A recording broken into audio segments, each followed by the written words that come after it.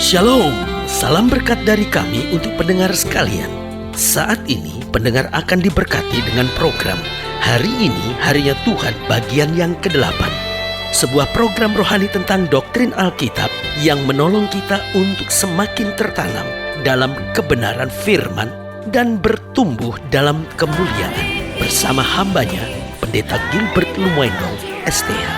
Banyak orang merasa doktrin Alkitab sebagai sesuatu yang membingungkan. Tetapi tahukah saudara bahwa doktrin Alkitab intinya adalah memahami Alkitab dengan benar, dengan pemahaman yang sistematis, sehingga kita terus dapat tertanam di dalam kebenaran firman, sehingga kita terus bertumbuh di dalam kemuliaan Allah.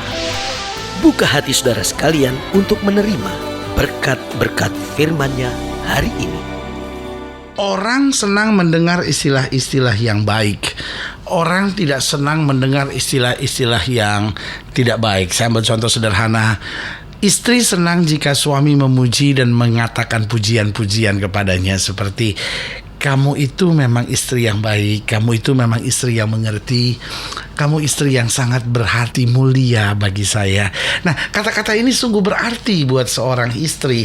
Sebaliknya, kata-kata yang penuh dengan kritik dan makian itu bisa menghancurkan kebahagiaan dan damai sejahtera dalam rumah tangga.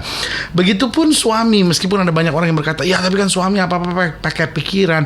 Tapi kalau tiba saatnya pada istilah-istilah yang baik, pasti itu juga sangat menyenangkan kalau istri menatap suami dan berkata, sayang, tolong dong ambil ini gitu, tolong dong buat ini buat saya.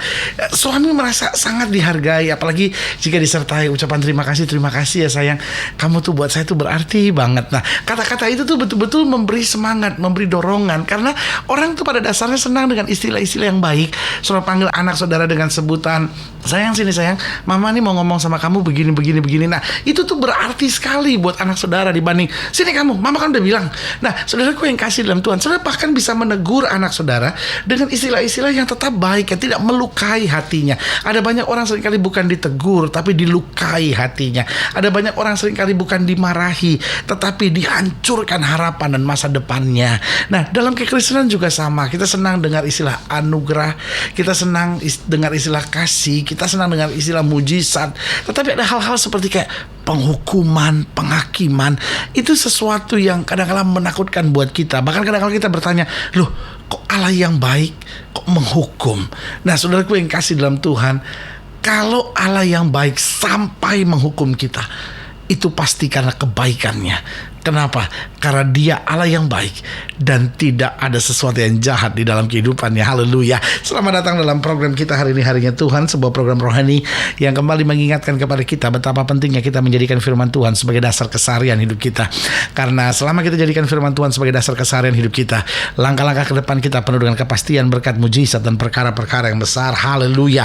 Dan dalam program ini kita sedang membahas tentang penghukuman. Nah, saudaraku yang kasih dalam Tuhan, memang sesuatu yang kelihatannya aneh kalau kita dengar bahwa, loh, Dia kan Allah yang baik, Dia kan Allah yang mengasihi. Loh, kenapa Dia sebagai Allah yang baik dan mengasihi, kenapa Dia harus menghukum? Nah, ini kadang-kadang timbulkan pertanyaan buat hidup kita. Nah, kita lihat sama-sama dalam 2 Petrus pasal 2, mulai dari ayat yang keempat, 2 Petrus pasal 2, ayat yang keempat sampai ayat yang ke-16. Demikian firman Tuhan. Dikatakan, sebab jikalau Allah tidak menyayangkan malaikat-malaikat yang berbuat dosa, tetapi melemparkan mereka ke dalam neraka, artinya menghukum mereka, dan dengan demikian menyerahkannya ke dalam gua-gua yang gelap untuk menyimpan mereka sampai hari penghakiman. Dan jikalau Allah tidak menyayangkan dunia purba, tetapi hanya menyelamatkan Nuh, pemberita kebenaran itu, dengan 7 orang lainnya, ketika Ia mendatangkan air bah atas dunia orang-orang yang fasik. Dan jikalau Allah membinasakan kota Sodom dan Gomora dengan api, dan dengan demikian memusnahkan dan menjadikannya satu peringatan untuk mereka yang hidup fasik di masa-masa kemudian, tetapi Ia menyelamatkan Lot, orang yang benar, yang terus-menerus menderita oleh cara hidup orang-orang yang tak mengenal hukum dan yang hanya mengikuti hawa nafsu mereka saja. Sebab orang benar ini tinggal di tengah-tengah mereka dan setiap hari melihat dan mendengar perbuatan-perbuatan mereka yang jahat itu, sehingga jiwanya yang benar itu tersiksa. Maka nyata bahwa Tuhan tahu menyelamatkan orang-orang saleh dari pencobaan dan tahu menyimpan orang-orang jahat untuk disiksa pada hari penghakiman, terutama mereka menuruti hawa nafsunya karena ingin mencemarkan diri dan yang menghina pemerintahan Allah. Mereka begitu berani dan angkuh sehingga tidak segan-segan menghujat kemuliaan. Padahal malaikat-malaikat sendiri yang sekalipun lebih kuat dan lebih berkuasa daripada mereka tidak memakai kata-kata hujat kalau malaikat-malaikat menuntut hukuman atas mereka di hadapan Allah. Tetapi mereka itu sama dengan hewan yang tidak berakal, sama dengan binatang yang hanya dilahirkan untuk ditangkap dan dimusnahkan. Mereka menghujat apa yang tidak mereka ketahui, sehingga oleh perbuatan mereka yang jahat, mereka sendiri akan binasa seperti binatang liar dan akan mengalami nasib yang buruk sebagai upah kejahatan mereka. Berfoya-foya pada siang hari, mereka anggap kenikmatan. Mereka adalah kotoran dan noda yang mabuk dalam hawa nafsu. Mereka, kalau mereka duduk makan minum bersama-sama dengan kamu, mata mereka penuh nafsu zina dan mereka tidak pernah jemu berbuat dosa. Mereka memikat orang-orang yang lemah. Hati mereka telah terlatih dalam keserakahan. Mereka adalah orang-orang yang terkutuk. Oleh karena mereka telah meninggalkan jalan yang benar, maka tersesatlah mereka, lalu mengikuti jalan Bileam anak Beor yang suka menerima upah untuk perbuatan-perbuatan yang jahat. Tetapi Bileam beroleh peringatan keras untuk kejahatannya, sebab keledai beban yang bisu berbicara dengan suara manusia dan mencegah kebebalan nabi itu. Nah, saudaraku yang kasih dalam Tuhan, di sini kita lihat bahwa Allah kita Allah yang memberkati, Allah kita Allah yang menyatakan kasih, Allah kita Allah yang mengerjakan mujizat. Tetapi di sisi yang lain Alkitab menegaskan bahwa Allah kita Allah yang menjatuhkan hukuman bagi yang bersalah, bahkan menyimpan mereka untuk disiksa pada hari penghakiman. Kita baca ayat itu, kita berpikir, loh, kok Allah kita jadi keras begitu? Kok Allah kita dalam tanda petik kok jadi sadis sekali? Masa dia simpan untuk penyiksaan? Nah, saudaraku yang kasih dalam Tuhan, saya pelajari kenapa Allah yang baik kok menghukum. Yang pertama, Tuhan menghukum dengan tujuan agar manusia berbalik. Jadi tujuan Tuhan menghukum bukan menghancurkan. Tujuan Tuhan menghukum bukan supaya manusia binasa, tapi tujuan Tuhan menghukum supaya manusia sadar dan berbalik. Tapi kadang-kala tidak mau berbalik, Tuhan hukum, Tuhan nyatakan kasihnya, masih gak mau berbalik, Tuhan hukum, masih gak mau berbalik, Tuhan hukum, masih gak mau berbalik. Dan akhirnya ketetapan Tuhan berlaku dan kebinasaan terjadi dalam kehidupannya. Tetapi yang benar adalah ketika kita menerima penghukuman, kita berbalik, kita bertobat, kita terima anugerah, kita menyadari kesalahan kita, maka saudaraku yang kasih dalam Tuhan, segala yang baik yang Allah sediakan dapat tercurah kembali dalam hidup kita. Itu berarti kalau sudah menghadapi masalah karena sudah jauh dari Tuhan, sudah menghadapi masalah karena sudah hidup dalam dosa, karena sudah hidup dalam perzinahan, mungkin sudah seorang istri piaraan, mungkin sudah suami yang berselingkuh, mungkin kau anak muda yang pacaran dengan orang tidak seiman, yang lakukan hubungan seks sebelum nikah, lalu sudah sedang merasa aman dan berkata, tidak ada masalah dalam hidup saya, semua oke-oke aja, nggak ada persoalan-persoalan berat. Berarti Tuhan menyetujui. Saudaraku yang kasih dalam Tuhan, jangan tunggu sampai hukuman Tuhan datang, jangan tunggu sampai teguran Tuhan datang baru mau bertobat. Tapi ingat segala yang keliru baru kita bilang, Tuhan saya mau berbalik. Tapi itu juga berarti kalau kita menerima hukuman Tuhan, teguran Tuhan karena kita bersalah, jangan keraskan hati. Jangan berkata, ya saya memang udah begini mau diapain. Tapi berbalik, bertobat dan bilang, Tuhan ini hidup saya. Tuhan mau menerima kita apa adanya. Karena tujuan Tuhan menghukum agar kita orang-orang benar ini berbalik. Yang kedua, Tuhan menghukum agar dia dapat memberkati. Mungkin saudara berkata, loh ini kok seperti sesuatu yang kontroversial. Bagaimana Allah menghukum supaya dia bisa memberkati dengan baik? Dosa itu menghambat berkat, dan itu perjanjian Tuhan. Alkitab bilang, bukan tangan Tuhan kurang panjang, bukan telinganya gak sanggup dengar, tapi yang menjadi jurang penghambat rekamu dengan Allahmu, yaitu segala dosamu, segala kejahatanmu. Nah, dari sini berarti Alkitab sedang mau mengajarkan buat kita, Tuhan menghukum, menyatakan kesalahan, menegur kita supaya apa? Supaya akhirnya kita menyadari kesalahan kita, kita mengaku dosa kita. Dan Alkitab berkata, kalau kita mengaku dosa kita, Allah itu setia dan adil, dia akan mengampuni. Dan bukan hanya sampai mengampuni, tapi Alkitab berkata dia akan menyucikan kita dari segala kejahatan. Berarti setelah dia sucikan kita dari segala kejahatan, berarti kita berhak untuk menerima anugerah, kita berhak untuk menerima kasih setianya, kita berhak untuk menerima segala yang baik. Dan akhirnya berkat-berkat Tuhan sungguh tercurah dalam hidup kita. Jadi ingat, yang pertama Tuhan menghukum dengan tujuan agar manusia berbalik.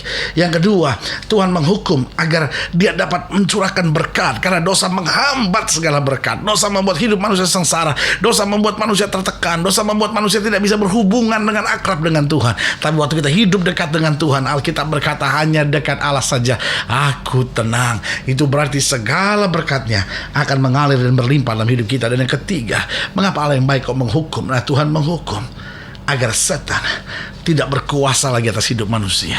Artinya apa? Selama kita masih mau hidup dalam dosa, setan dapat bebas mempermainkan hidup kita. Setan dapat dengan bebas menjajah hidup kita.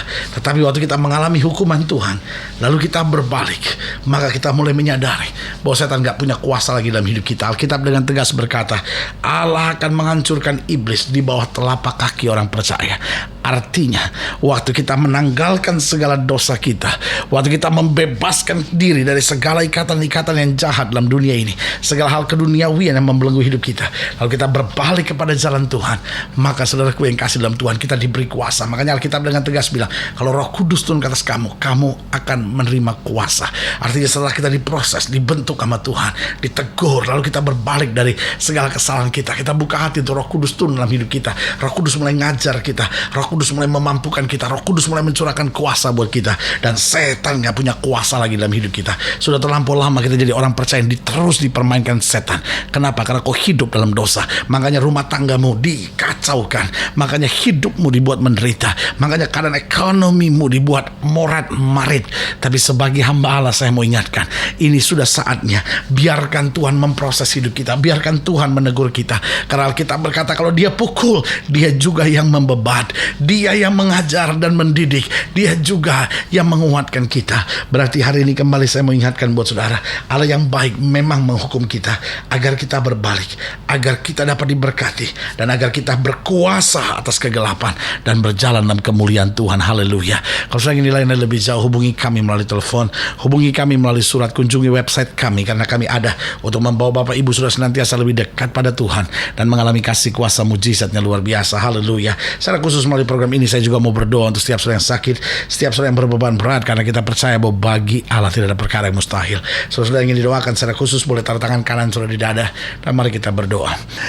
Bapa, dalam nama Yesus, hamba doa buat yang sakit, hamba doa buat yang berbeban berat, hamba doa untuk setiap mereka yang sedang menghadapi pergumulan, atau mereka yang menyadari kesalahan dan ditegur oleh Tuhan, dan mungkin hari-hari ini sedang rasa down, sedang rasa lemah karena teguran-teguran, masalah-masalah hidup yang terjadi. Bapa, hamba berdoa di dalam nama Yesus, Tuhan jamah, Tuhan bangkitkan iman mereka, kuatkan mereka untuk melihat kemuliaan Tuhan dinyatakan, sehingga penyakit kami disembuhkan, kekuatan baru Tuhan berikan, rumah tangga dipulihkan dalam nama Yesus, orang-orang muda diberi kekuatan baru untuk melihat anugerah kasih setia Tuhan yang besar. Di dalam nama Yesus kami berdoa. Haleluya. Amin. Saudaraku yang kasih dalam Tuhan, kita sudah berdoa. Ingat, Allah tidak pernah lalai menepati janjinya. Inilah saatnya buat kita untuk bangkit bersemangat, bersuka cita dalam menghadapi segala perkara, karena kita tahu Yesus sumber kekuatan kita, Yesus sumber kemenangan kita, Yesus sumber kepastian kita. Bersama dengan Dia kita tidak akan goyah. Doa saya menyertai saudara. Sampai berjumpa pada program berikut, dan jangan lupa jadikan hari ini harinya Tuhan. Haleluya.